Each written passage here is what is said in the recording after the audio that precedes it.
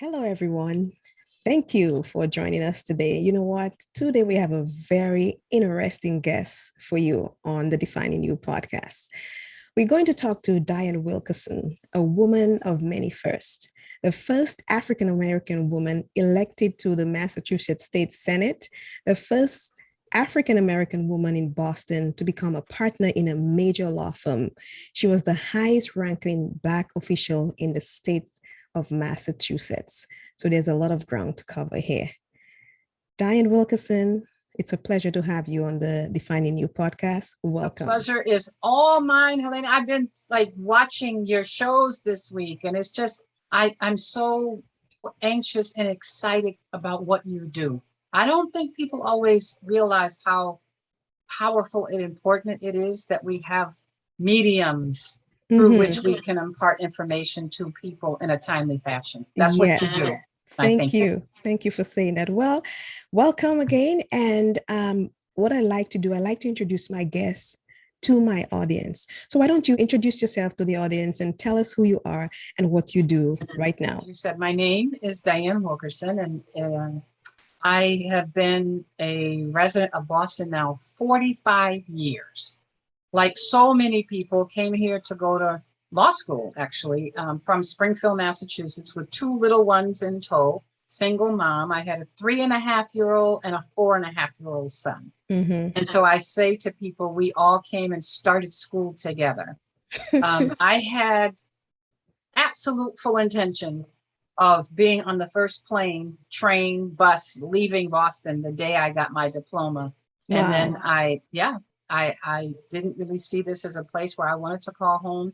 What happened is I got an offer to serve as a law clerk in the Massachusetts Appeal Court.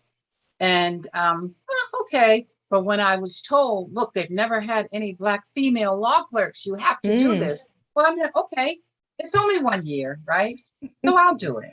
I did it. And I'm like, oh, cool. So I won't be leaving Massachusetts for another year. And in the term of that year, I got a visit one day from the chief counsel for the Supreme Judicial Court that happened to be in the same building saying, we need a deputy counsel. We've never had a Black female deputy counsel before, and it would be very important. We heard very good things about your time as an appeals court law clerk. So I'm thinking, is this some kind of a trick? Here I go again, but one more year I would stay.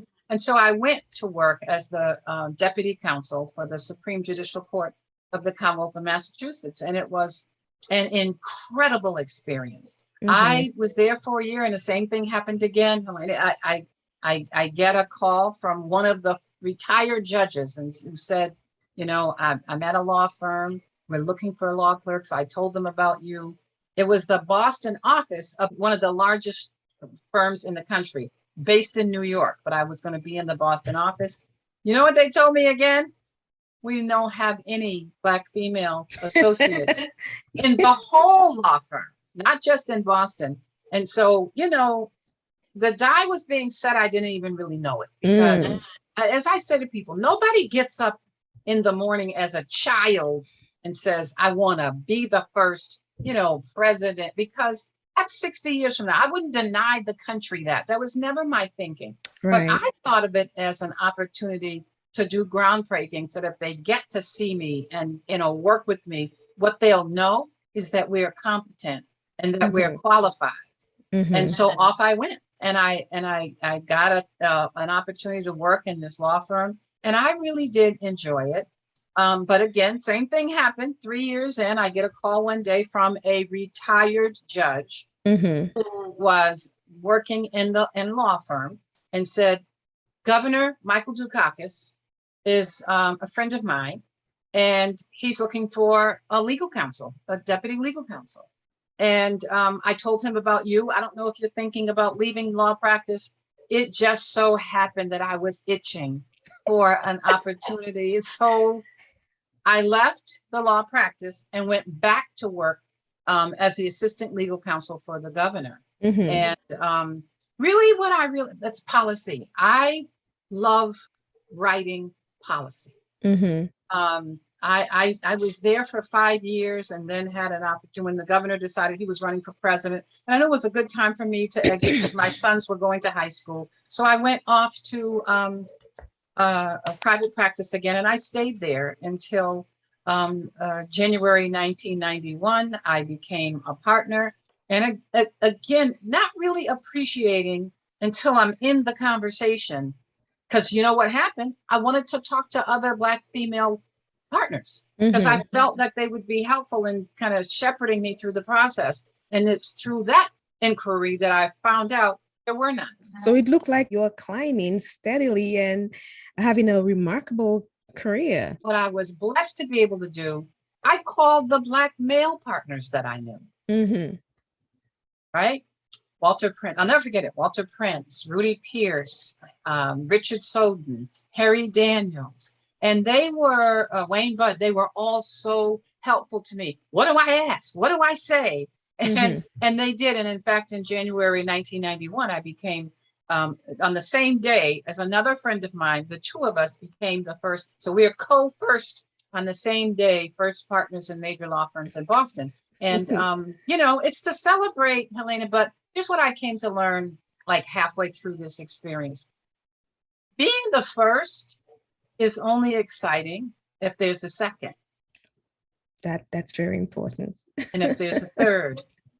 And if after years you don't see more, you're not the first, you're the only. And what I never wanted to be was the only. Let's just go into the fact that I think for those who know you in Massachusetts know your story. And you were first elected to public office in 1993.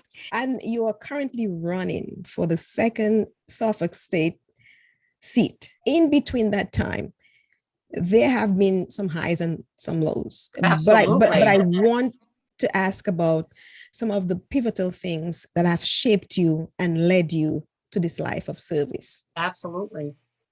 So I say housing because it was that issue of housing that led me from private practice, from the law firm, to public service. I talked about my own family, having two sons, but I come from a family of, there were 8 of us, and then at one point, 12 of us. And what I tell people, my mom was a single mom. In Western Massachusetts, you don't knock on the door and fill out an application for an apartment for yourself and 8 children. And so the trials and tribulations that my mom went through really kind of ingrained and endeared the issue of housing as a matter of right, not a privilege, but a matter of right. And it was that issue of housing and wanting to do some work around housing that took me from the law firm to the state senate. Why? Because as I tell people, what I think are lawyers are one step away from the beginning of the food chain. And by that, I mean, we take the laws that other people write and you try to make them work the best for your client. What I wanted to do was to be in the room where the law was made. And that's where that took me. I had 16 years of the most incredible experience. Some of the things I still can't, I have to pinch myself, the things that I got to do. But I was always very clear about my purpose and being there. And that was about empowerment and I say fairness, equity, and justice for people of color. For those who do not know, you had a housing authority settlement. Give us a brief background about that, and then we'll move on. Boston Housing Authority, this case still to this day, the only lawsuit was successful in not only changing policy, but the individual plaintiffs who were Black, Latino, and Asians who applied for housing, public housing, and told they cannot be placed anywhere where their race is not in a majority. Ooh. And so we represented them because, of course, that's steering and that is against the law. And we were successful. And not only in settling that case, but each of the 1,900 plaintiffs got $5,000. Wow. Each. And there was a lot of pushback. We don't want to give them money because they'll go buy Cadillacs. That's what they would say. So we'll let them buy it. It's their money. And then the other you heard, I'm sure, about the Department of HUD. We sued them. We ended up with, again, to date, the largest settlement against HUD, $460 million. And resources, Section 8 certificates, and one of the most important things, they required the city of Boston to create an enforcement mechanism for their Fair Housing Commission. The other lawsuit, think about it, the public housing, it integrated public housing in Boston. We had Black and Latino families moving into Charlestown, moving into South Boston. And sometimes people get it twisted, Helena. That's not forced housing. Forced housing is when you take somebody and make them go. All right. What people said, forced housing is not where the neighbors live there and they don't want you to come there. That's not forced. It's not forced on you. This is not forced housing. They wanted to live in other communities, and we won them the right to do that. Yeah. So going up against the housing authority and getting that settlement, that propelled you into politics. It did. It did. And we're talking about you being the first Black woman at the time, and sometimes, like you said, the only Black woman at the state Senate. Yeah. And I know you touched on it a little bit, but what was that like for you being the only one there? Constantly having to teach people about who we are as people, constantly, and have to do it in a way that you leave space for people to work with you. Yes. Race is probably the most socially, emotionally charged issue of our existence, right? You hope one day that we're going to be able to get past it, but the reality is we're so far away from being there, even now. And so can you imagine having this Black woman sitting there talking about, racial profiling? I have a racial profiling data collection bill that we were able to get through. I sponsored wrongful conviction compensation bill. Why? Because every picture that I could see of people getting released from jail after spending long amounts of time, they were Black and Latino men. Okay. And they were lucky if they got a oops. And so at least right now in Massachusetts, you can get free education in a state school for life, free healthcare for life, and up to $500,000. Can you imagine sitting there like I was the only Black person for the entire 16 years I was there? There was never another Black. That is just incredible. And so that would lead me to my next question. Did you have any role models or mentors that you looked towards when you first started in politics? So I would say I pieced them together in the moment. That's, you know what I mean by that? Just like I shared with you, I called all of the Black male partners, and there were not a lot, but there was more than none. Right. And I would take from each of them their advice. Those same people I would talk to. There was no Black female senator, you know that. There were some Black females in the House of Representatives that I was able to talk with, but I knew them going in. And I will tell you, some of them were not happy that I started in the state Senate. Wow. Because there's this sense of like a pecking order. How do you just go right to the Senate? Right? Is that a thing in Massachusetts? Because I had Sandy's more colleagues saying the very same thing. Oh, yes. When I heard about the opportunity that Charlotte Golan Ritchie was going to run, or Marie St. Fleur, Linda Ford, here's what every one of them will tell you. I called them on the first day, said, what? Can we meet? What can I do to help? I loved the idea. But I was coming from a position of isolation. So I wanted bodies. I wanted more. I wanted more colleagues. I never, like I said, I never wanted to be the only one. I had a whole life existence that the colleagues that I worked with every day in the Senate were not even aware of. The number of times where I would get death threats and I would have to, be driving around in police cars. Death threats? Regularly. Wow. Regularly. There were people not just happy. They were not happy about me being there. So what made you think that you could become part of the state Senate? What propelled that inspiration or that motivation? Just a belief that I had something to offer. It's just like, to me, the same question would be, what makes you think you could go to Boston College Law School, right? From BC. You did, not only did I not, I mean, no Black lawyers in my family, there wasn't a Black female practicing attorney in all of Western Massachusetts. Wow. When I decided, you know who I saw?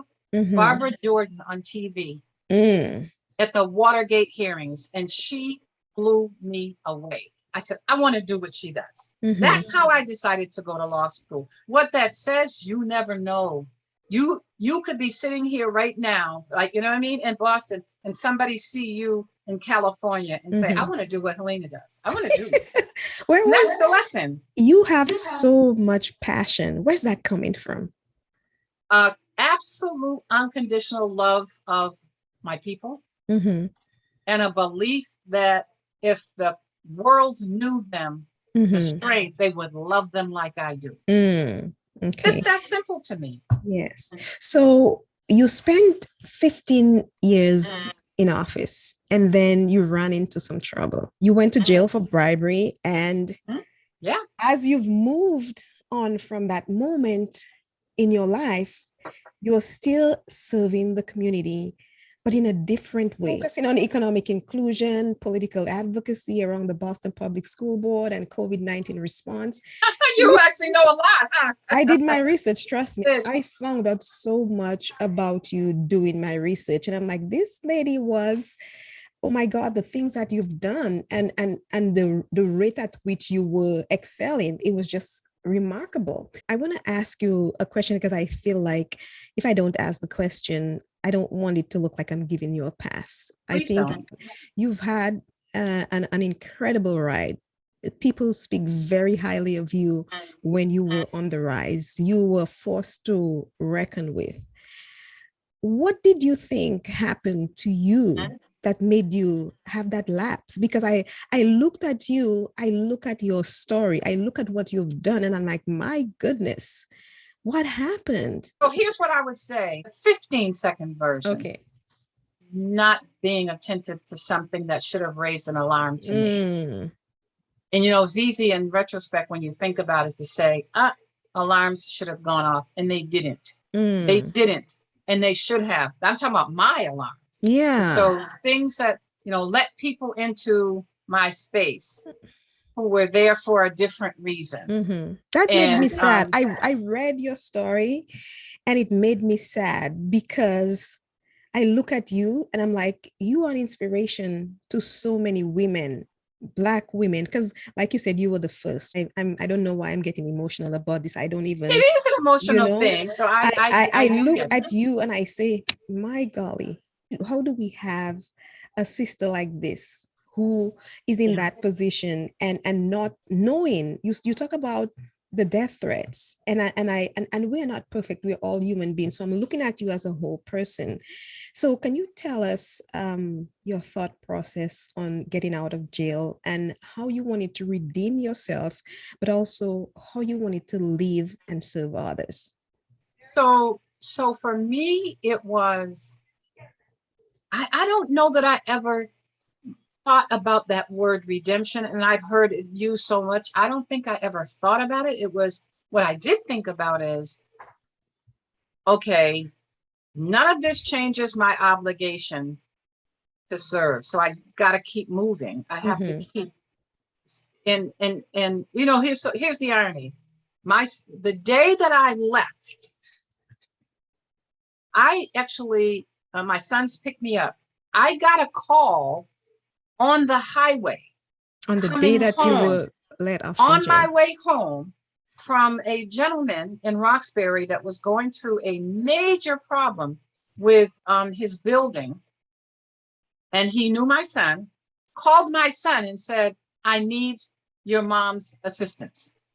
On the highway, 95, coming home that day. So it was really never like a time down, right? I know what my mission is. And for me, it was just it's never okay for us to be okay. Just one person, for you to be okay. I'm okay when all the people around me are okay. And so it was never anything I had to figure out. And it wasn't even I didn't have to think about, well, what am I going to do? I feel like it was decided for me.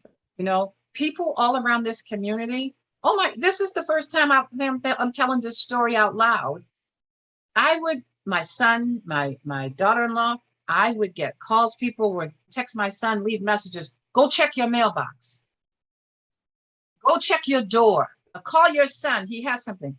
They started leaving money for me, and then all people that I knew, until you get on your feet. Until you get on your feet. I know you need this. I know you need from everywhere.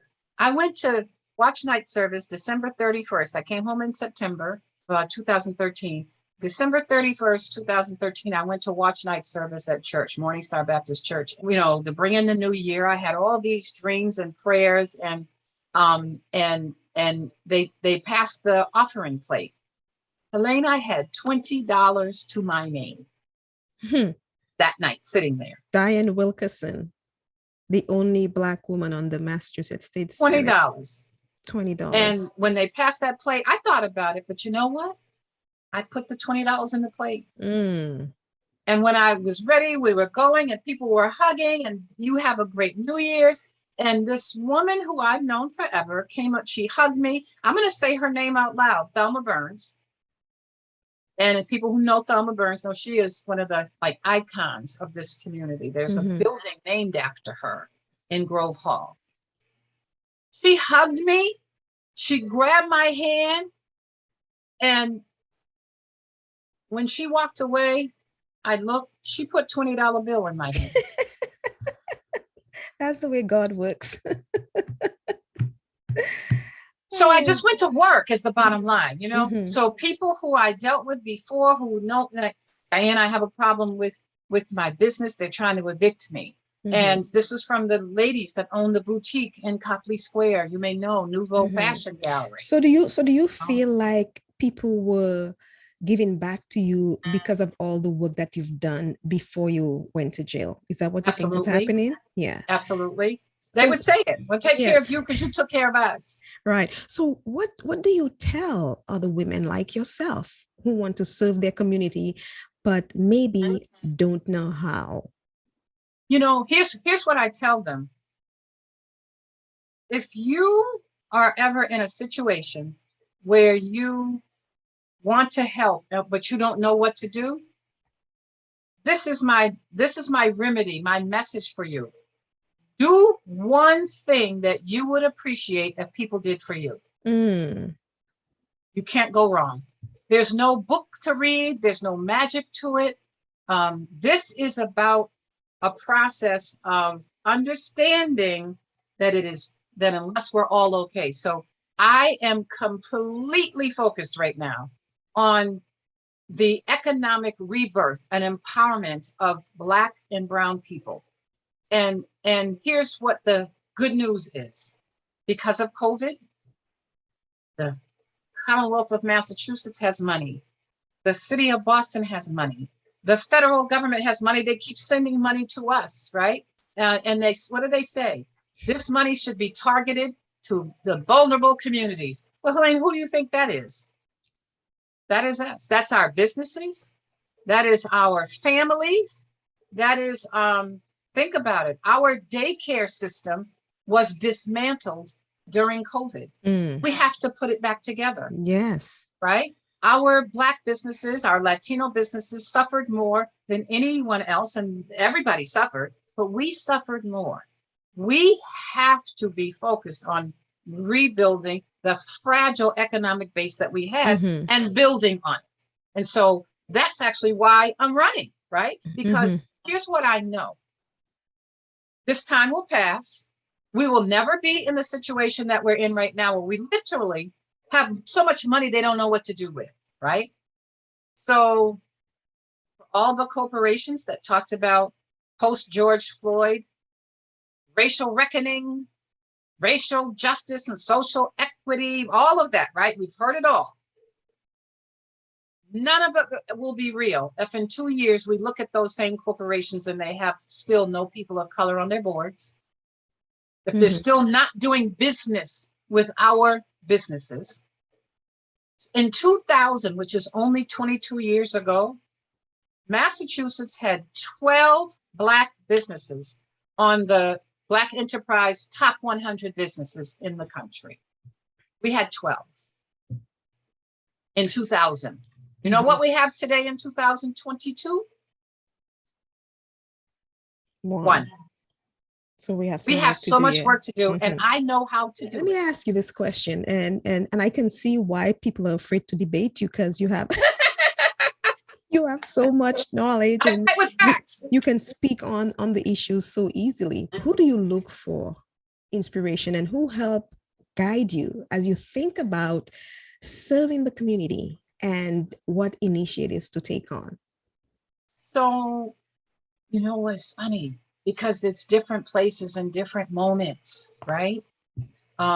Some people are younger than I, some older than I, but it is all about that moment. I look at young people like Carrie Mae. She's 20, 21 years old. You see this young lady, I had to introduce myself to her on Facebook and say, I'm watching you. I just want you to know you're an inspiration. She's like, oh, no, it's for me, because that's what it's all about, right? I look at. Did she remind you of you? She reminded me of more than me, right? Okay. When I say that, the whole reason we do this work is to see people benefit from it and then some, right? So you know, it is about Ruth Batson, Jean McGuire, who's 91 years old. Woman goes to swim every day. She is the most learned person on education, you know, for Black children and wanting excellence. The business owners, the business leaders that are out here doing that work and understand community consciousness, right? And so there are many. I look at the ministers and I believe that it continues to be the reality for our community, that the church is the foundation of our freedom, our evolution. But people have to do this thing, you know. We're so torn sometimes, you know. Government can be the boogeyman, but as long as government is the place that has the power to take property, collect taxes, you don't get a choice. You don't get to opt out because you don't think they're serving you. To me, that means we have to make sure it does. A little more about, because we're running down on time. Can you tell me a little more about the organization you co-founded, the Black Boston COVID-19 Coalition, and what inspired that effort?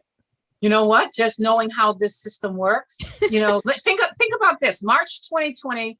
All we know is there's this thing called coronavirus coming at us, and we know it's bad, right?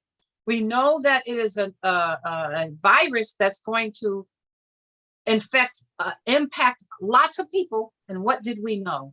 It's going to impact Black and brown people more than everybody else. That's all I needed to know. Right. And I'm thinking, we better get in front of this. So I start calling people, my friends, saying, we need to be talking. We need to get information to people so they'll know what this is. We need to figure out how our folks get whatever resources they need. And within a matter of days, I had a name for it, the Black Boston COVID-19 Coalition, because that's what it is. Coalition of people who came together to make sure that we, Black and brown people, had the necessary resources to fight this pandemic. And boy, did this pandemic hit us bad. Would you say COVID response inspired you to run for the state Senate again? I actually would say the lack of COVID response inspired me. Things changed for us post-COVID. Here's what I can tell you.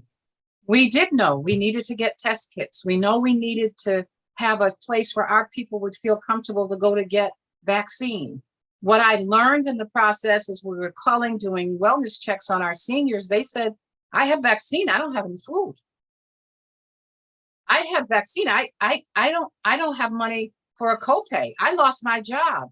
And so we realized this was about more than COVID, Elaine. It was about how the government, with all of its resources, still can't figure out ways to respond to our people. And when we went to the people who are elected to deliver those resources, we didn't get a response. So we had to go out and raise our own money for test kits. For right now, we have a van in Mattapan Square. We're still there doing testing. We raised $2.8 million over 26 months, and 2.5 million of those dollars I raised personally on the phone. The city of Boston was a major partner with us, but the Commonwealth of Massachusetts wasn't.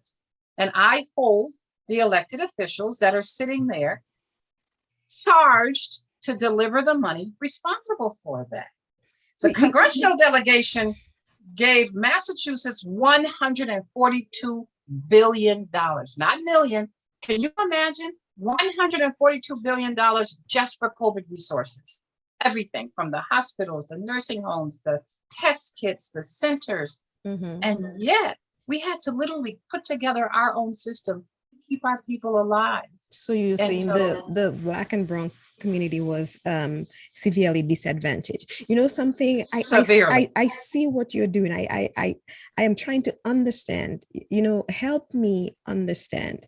Why do you want to be a state senate again after what you've been through? Why put yourself out there for criticism and potential ridicule when you found other ways to real. Because there's so many ways. I'm gonna, like I said, I will end like I started. You don't have to be an elected official to serve, but there's two things you can do only if you're an elected official. And so I've done all those other things, the advocacy, the fighting. I have had probably more meetings with the mayor around issues in our community than the elected servants to charge to do that, whether it's Mayor Walsh or Janey or current Mayor Wu, who I have met twice in the last 2 weeks in person. Here's the thing that you can't do unless you're an elected official. You can't write policy in the law. Something I am not only good at, was better than everybody and anybody else. And anybody who's honest will tell you that. And I didn't say the best Black person at it. I said the best at it. And then the second is you can't direct the resources unless you're there to vote on that money and in that room and arguing and making the case for our share of it. And right now, experience matters. We need to make sure we use this time in this moment to bring and deliver the resources that we deserve. We should be, all this talk about recovery, ARPA, the recovery money. There's no one that I have met who thinks that they look out their door, whether it's Roxbury, Dorchester, Mattapan, Jamaica, Hyde Park, which are the neighborhoods that are impacted, a little bit of South End, JP. No one thinks that Black people are any better off than they were when COVID started. And with $142 billion later, Helene, we should be. I'm going to go get the money. That was my reason for deciding that I'm going back. Understanding what it all meant, I said, I will take the heat, the negativity, because what's in the end, the response that we're getting has been phenomenal. Right. So, and I respect your acumen, and I respect all the things that you said, and knowing what you can do, and having the confidence still. But there are some people who are not very happy with you making that decision. So I'm sure. In a 2021 report by WGBH, you told reporter Philip Martin that you were committed to never doing anything to ever rattle the trust people put in you again. You added, it's not that I get up saying, well, I wonder what I can do to regain it, because I feel like there's nothing else I have to offer but what I'm doing right now. And I'm satisfied with that. So that quote sounds like you are satisfied with the kind of service leadership you provide in the community now. That I provide. Is that still not with the case? People who are supposed to? Is it still the case? And then how does I want to do more? How does that relate to your ambition to return to the state Senate? One, I don't think of it as ambition. I actually think of it as a responsibility. And, and there's a difference. I don't have anything to prove. Like I said, if I never walk back in that building, I've got more precedent-setting legislation than anyone else. The first in the nation Community Reinvestment Act in the country, anti-predatory lending bill, the biggest public construction bill, in the country in terms of reform. I authored and sponsored the, as I said, wrongful conviction. I don't have anything to prove in terms of my ability. This right now for me is about survival. It is about meeting the moment that we have an opportunity to deliver resources to our community that are going to make a difference. And I think that the mettle has been tested from absolutely everything you said was where I was. And like I said, and then came after COVID. And this is, we got nothing from it. We got nothing from it. And it's not that it's not there. That is the responsibility of elected officials, and they delivered nothing to us. I don't knock any other elected official around the state, but they got money to build new gyms, the new water systems, the Museum of Science, the aquarium is using the ARPA money. That's the recovery money. Our children were in isolation from home for 2 years. Our children went into COVID already with a racial achievement gap. So what can we have do? To fix it. What when you say we have to fix it, what can we do as a community to fix it? Oh, I have a number of idea and policy things that need to be done. Number one, we lost homeownership. We lost 2.5 years of life expectancy. We learned a lot about health disparities and the need to address the social determinants of health, environmental justice. We have to protect our tree canopies. We have to protect our children from the toxins, our seniors from the toxins that are full in all our public buildings. Our children went back to schools after COVID, where because the facilities were so dilapidated, their ventilation system are opening all the windows and our children are sitting there with their coats on. As I said, our daycare system has been dismantled. We want people to go back to work. Our essential service workers, the heroes, the teachers, we have money to pay them more. If we believe they're essential service workers, then we need to pay them according to their title.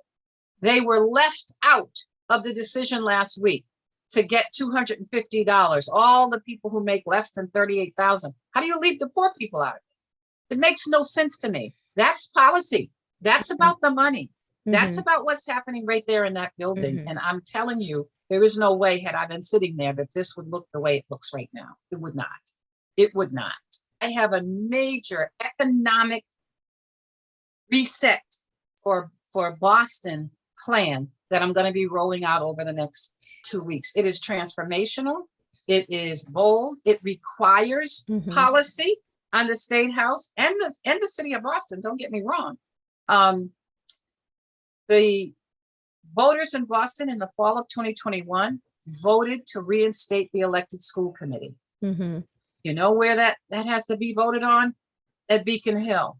I'm going to be in that building to make sure that is done, so that ours, it's all connected. What do you say to people who may think, Dianne, you've had your time? And well, because I think I have had my time. Our people haven't had their time.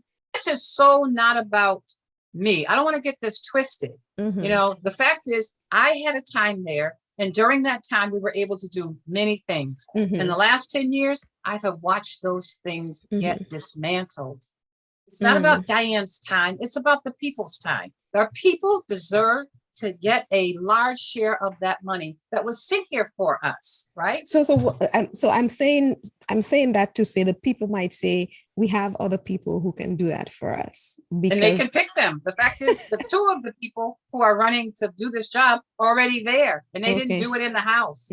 So period. It's not. I mean, it's not personal, but yeah. So I just so what? Now we got zero money from the House to fight Black COVID in our community. So you think you are the person to get us where we need to be? Oh, I know I can do better than that. Why? Because I already did, and I'll do it again. So we not lose in this election. What do you want people to know you for? the love of my people, and the belief that we deserve more than we're getting, Mm-hmm. and a belief that we can get more than we're getting. Mm-hmm. That's all. That's all it is for me. That's all it is for me. I that's really it. It was probably the simplest and shortest answer that I can give you. That's it. Right. We deserve better. Mm-hmm. And we should get better. That's And what we you should say. get better. What is one thing that people would be surprised to know about you? Ooh, only one? Maybe I ride a motorcycle. Ooh, you do? I am a sports fanatic. Okay. That's Basketball, interesting. football, track, it doesn't matter. Mm-hmm. I can throw down with the best of them, the rest of them. Any topic, any player, my sons, we all talk sports every day, all day. Mm-hmm. Every trade, my grandson, Grandma, what do you think about this? And we have deep and real conversation, right? Mm-hmm. Mm-hmm. That's probably, I would say that's two things. I would say two things. Yeah, the motorcycle is like, wow. I would say another one, like I took the bar exam without benefit of a bar exam course. I took the bar, but I couldn't afford to take a bar exam course. Mm. And so what I did is I just took all of my books from law school in the summer between graduating and starting the clerkship. Are you And serious? I read all the books. Now, mind you, I just read all my books. I read all my books. I could not afford. My job didn't start till September, right?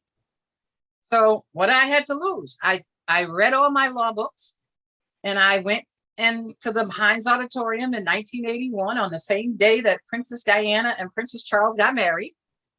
And I took the bar exam, and I passed it the first time. Wow. Impressive. And I would tell and advise anybody that is not the way to do it, but we do what we have to do, right? Right.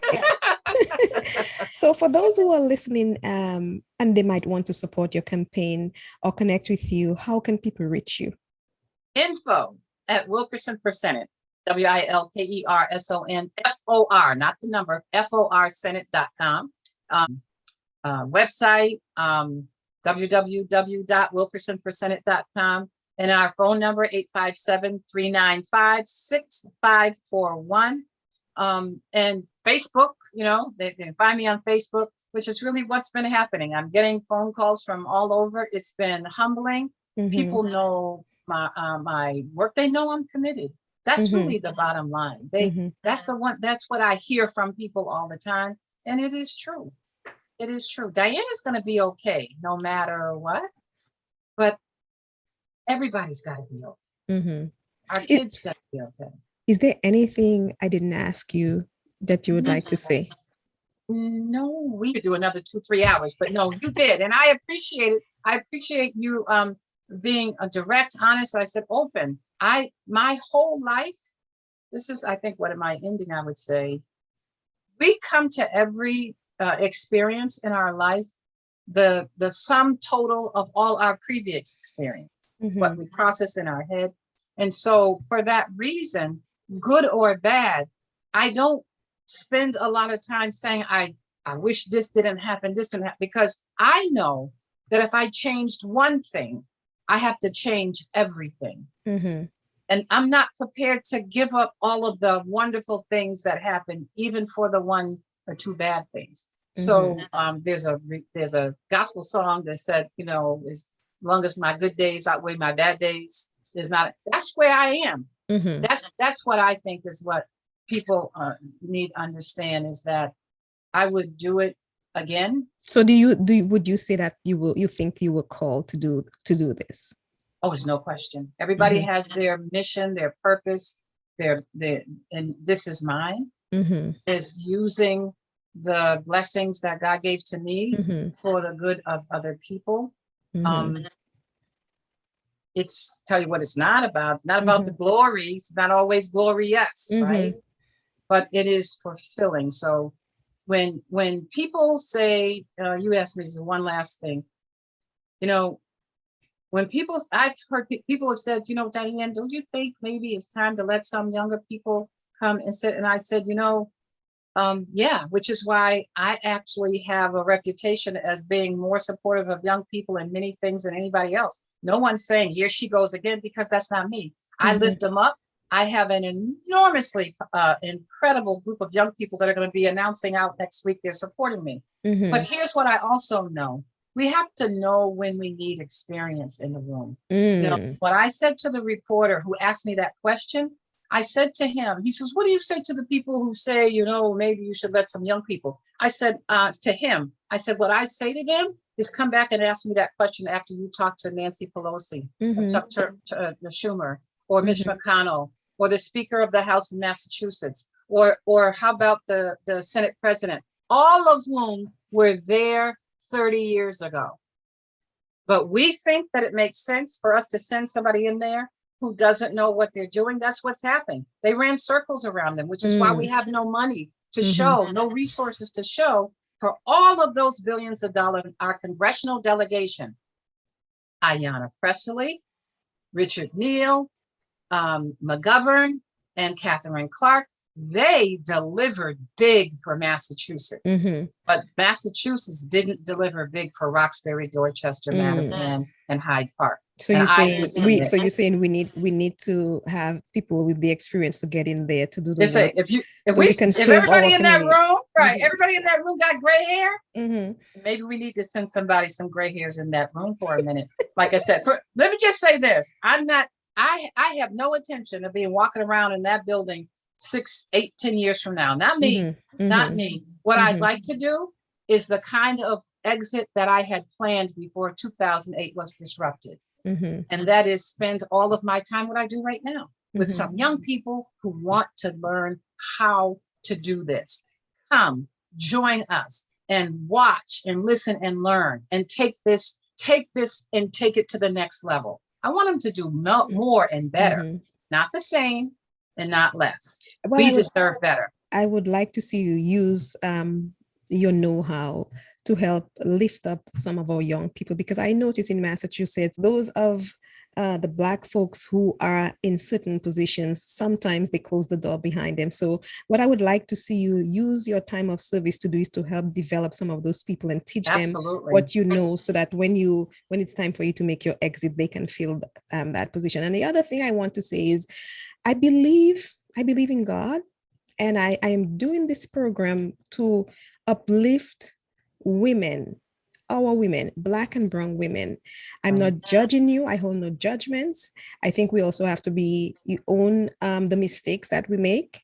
And I also want to say to you, if you are trying to get back into public service and to serve our community, I'm going to tell you that I believe it's important to have the right people around you.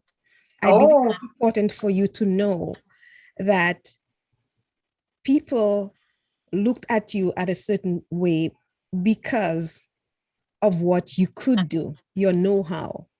And it's very important for you to keep that in mind when you get into certain situations, so you don't fall for things that are going to hurt you and hurt your community. Because hear what you say, we were not served during COVID. Had you been there, Dianne, that probably would not have happened. And so I just want to say that I wish you well.